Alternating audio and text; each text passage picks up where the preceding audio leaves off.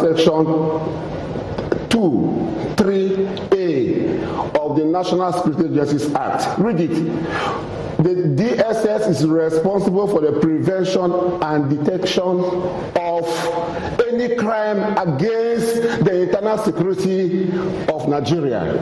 Any crime.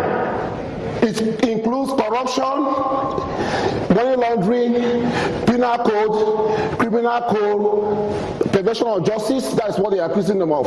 So any crime, is so broad.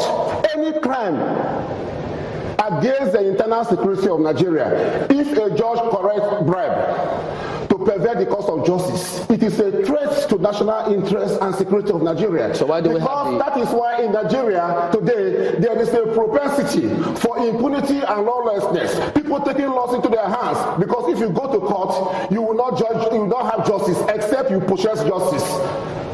So you are not right to say that the DSS cannot investigate corruption. We have many cases in court investigated by DSS on corruption. One former National Security Advisor is standing trial. I am involved in that matter, and that matter was investigated by EFCC. It borders on corruption. EFCC, not the DSS. DSS. So DSS has the power to investigate corruption, to prevent and detect any crime against the internal security of Nigeria. And that is what FBI does.